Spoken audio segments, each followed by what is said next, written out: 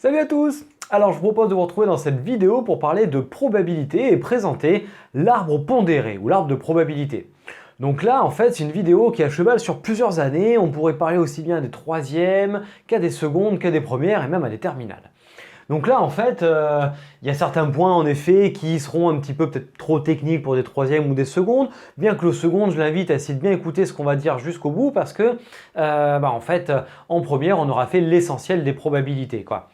Donc en gros, déjà l'arbre de probabilité, c'est ce que tu vas rencontrer dans 90% de tes exercices en vue après de la première et de la terminale.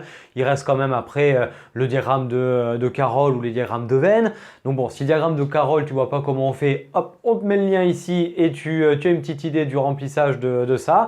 Là, en gros, c'est vraiment l'essentiel de tes exercices sur les probabilités. Tout d'abord, déjà, l'arbre de probabilité, c'est un vrai outil de dénombrement. Tu pourrais, dans des cas assez restreints, si on ne fait pas 50 répétitions d'un pile ou face, évidemment, là, ça va être chiant. Mais sinon, c'est un vrai outil de dénombrement. Tu pourrais avoir l'ensemble des cas possibles. Donc, on va regarder le langage technique et ce que l'on met sur ces différentes parties de l'arbre.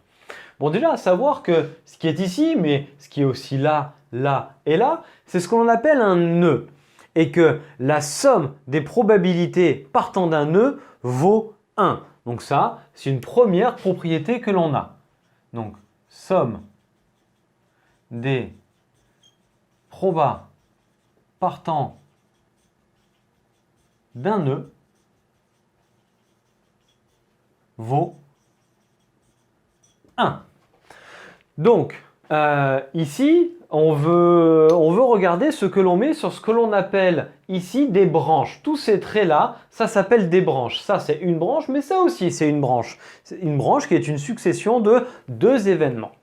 On viendra après sur la notation de cet événement-là, qui est la succession des deux. Donc, ici, sur cette première branche, on y met P de A. Allez, admettons P de A vaut 0,2. Prenons un exemple au hasard. Ici, on y met P de B. Admettons, P de B, ça vaut 0,4. Et pour finir, ici, on a P de C. Donc, comment est-ce que tu détermines P de C ici? On a dit que la somme des probabilités qui partent d'un nœud, eh bien, ça vaut 1. On a 0,4, on a 0,2, on fait la somme des deux, ça fait 0,6. Donc ici, il me manque quoi pour aller à 1?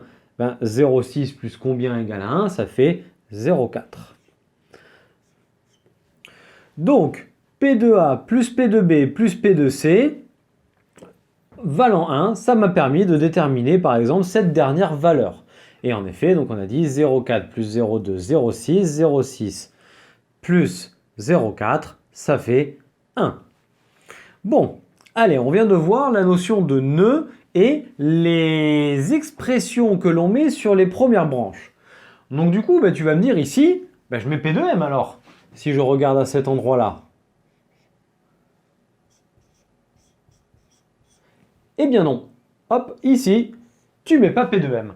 P de M, on le voit ailleurs, dans cet arbre. Ici, là, ça va plutôt s'adresser à un langage que l'élève de première va utiliser. C'est une notion de probabilité conditionnelle. C'est-à-dire qu'à cet endroit-là, oui, il y a bien l'événement M, mais il y a l'événement M sachant que l'événement A été réalisé. Donc en fait, à cet endroit-là, tu vas écrire P de M sachant A. Avec le A qui est marqué un petit peu en dessous. On va le noter ici. Si ici tu as ta ligne d'écriture, tu peux le noter donc P de M là-dedans et sachant A, tu le marques en dessous. Bon, je te rappelle la formule si tu es un élève de première. P de M sachant A, c'est égal à P de A inter M divisé par P de A. Mais attention, cette formule-là que je te donne pour te rafraîchir un peu la mémoire sur la notion de probabilité conditionnelle, tu l'appliques rarement dès le début. Ça, la plupart du temps, c'est une donnée de l'énoncé. Donc pas besoin de venir la calculer en général. On va quand même noter comment ça s'appelle et on a dit que c'était une proba conditionnelle. Donc ça, assez important, ça va t'occuper pendant au moins une semaine ou deux pendant ton année de première. Donc quand tu es en seconde ou avant, eh bien ici en fait tu ne le noteras pas. Tu diras pas P2M sachant A, mais tu mettras la valeur qui est dessus. Donc si par exemple ici on décide que c'est, je ne sais pas moi, 0,7, eh bien ça veut dire que ici, vu qu'on a un nœud à cet endroit-là, on a le complément pour aller de 0,7 à 1, c'est-à-dire 0,3, ce qui correspond évidemment à P de M bar sachant A, qui vaut 1 moins P de M sachant A. Alors ici, je t'ai fait un cas particulier où à partir de B, on avait une branche qui partait. Eh bien, s'il y a une seule branche qui partait, ça veut dire que si on a B, alors forcément on a M. Donc ici, clairement, la probabilité, c'est 1. J'aurais très bien pu en mettre 2 en mettant M et M bar, et dans ce cas-là, j'aurais eu 1 et 0 pour pouvoir remplacer le 1 bar par 2. Donc, le but de cet arbre est de montrer qu'on n'est pas toujours dans le cas particulier récurrent de l'arbre avec 2 branches, puis ensuite 2 branches qui partent. On peut en avoir 3, puis ici 2, puis ici 1. Il n'y a aucun problème, il n'y a pas de règle sur le nombre de branches qui doivent partir d'un arbre. On s'adapte à l'énoncé. Donc, là, déjà, tu peux voir que ici, il n'est pas question de dire que P de M vaut 1. Non, c'est P de M sachant B, la probabilité conditionnelle que l'événement M se réalise sachant que l'événement B est réalisé. Puisque déjà, ça voudrait dire que si ça c'est P de M et que ça c'est P de M, déjà ils n'ont pas les mêmes probas. Donc déjà ça ne colle pas. Puis, de plus, il s'agirait de voir que si je fais la somme des deux, ça ferait 1 plus 0,7, 1,7. Donc je ne vais pas additionner des probabilités comme ça. Au même titre que lorsque je pars d'un nœud, j'additionne les probas et je trouve 1.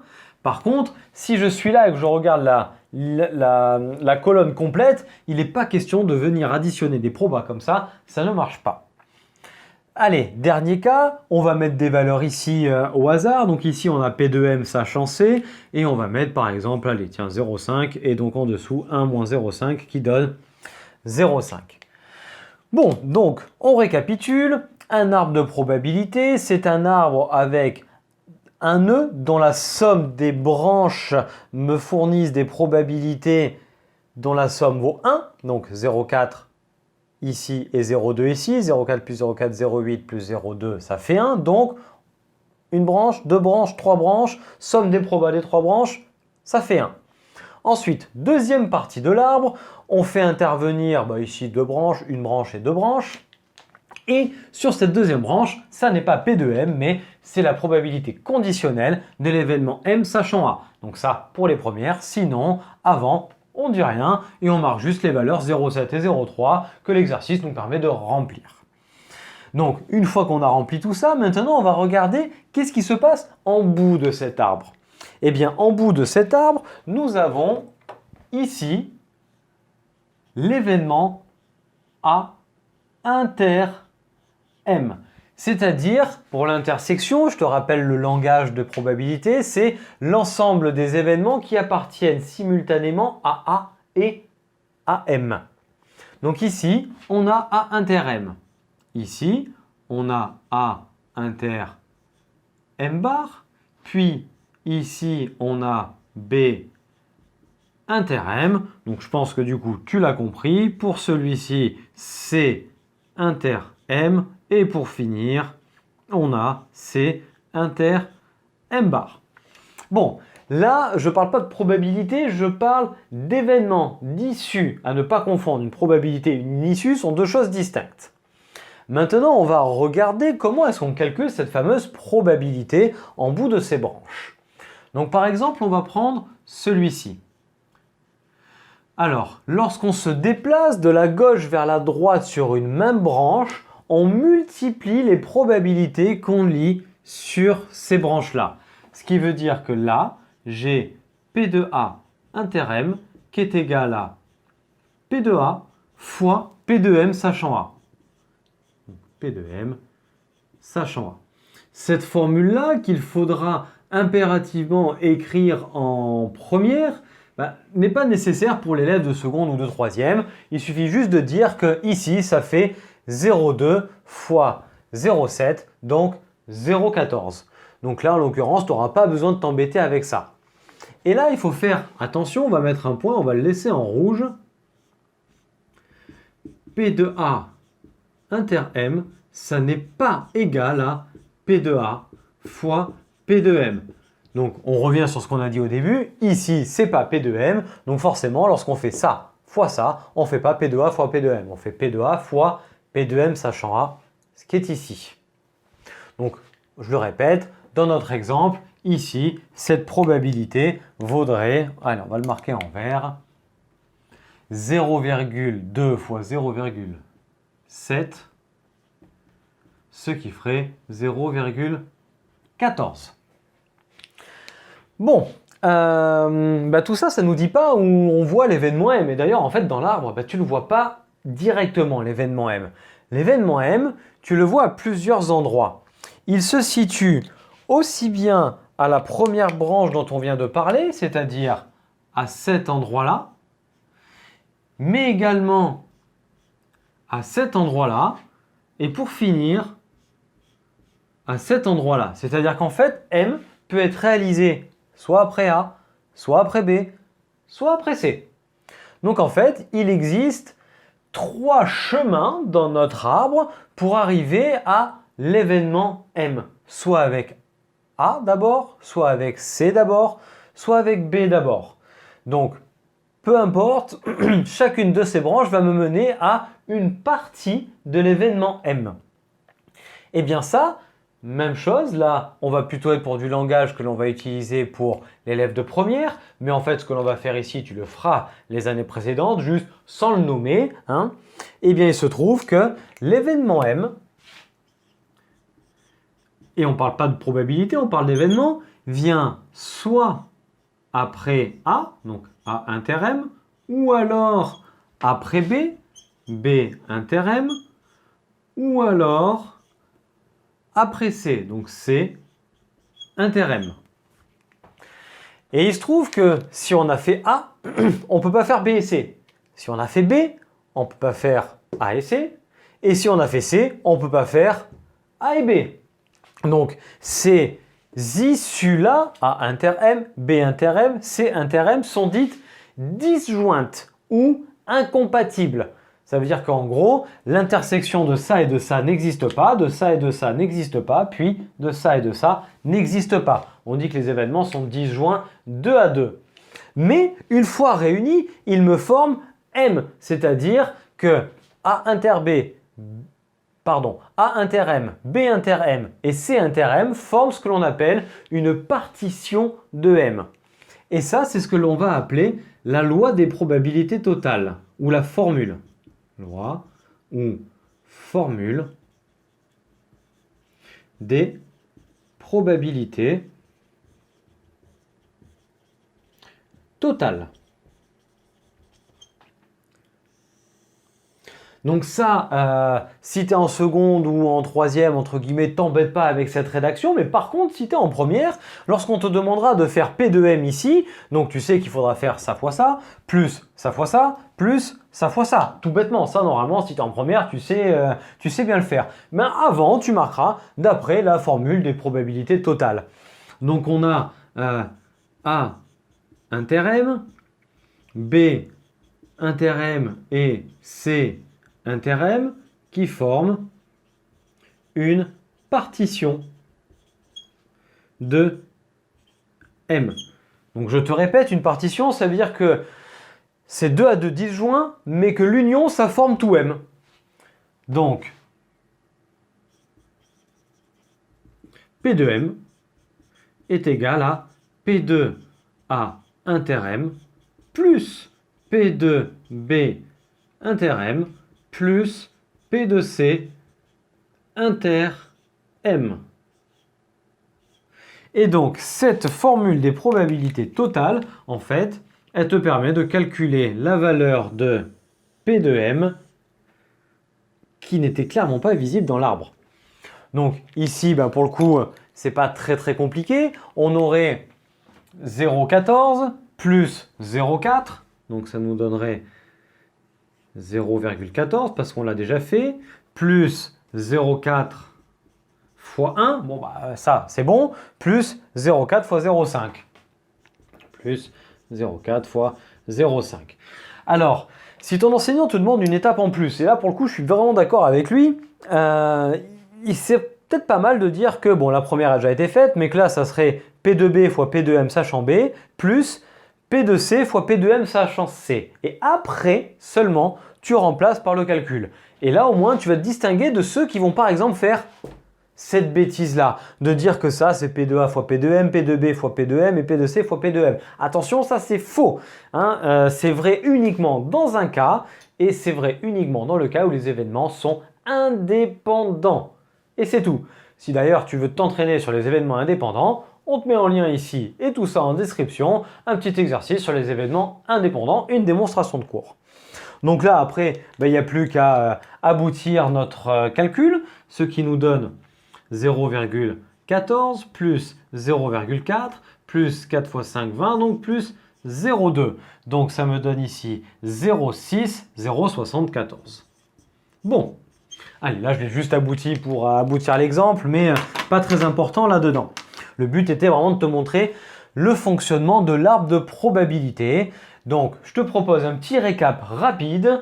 Donc qu'est-ce que c'est qu'un arbre de probabilité? C'est un arbre sur lequel figurent des probabilités. Nous avons ici un nœud dont ensuite des branches partent, et sur ces branches, on y met les probabilités des issues qui sont marquées au bout pour la première branche. Hein. Donc, première vague de branches, P2A, P2B, P2C, et la somme de ces probas fait 1. Ensuite, deuxième partie pour les branches, celles qui viennent après A ou après B ou après C. On ne met pas les P2M ou P2M ici. Non, ce sont des probabilités conditionnelles. Donc si tu es en première, tu le noteras comme ça. Et je te rappelle la formule de la probabilité conditionnelle qui est ici. Si tu es avant, donc en seconde ou en troisième, tu t'embêtes pas, tu marques directement la valeur de l'énoncé. Donc sur l'arbre figurent les probabilités des premières branches ici, et sur les deuxièmes figurent des probabilités dites conditionnelles.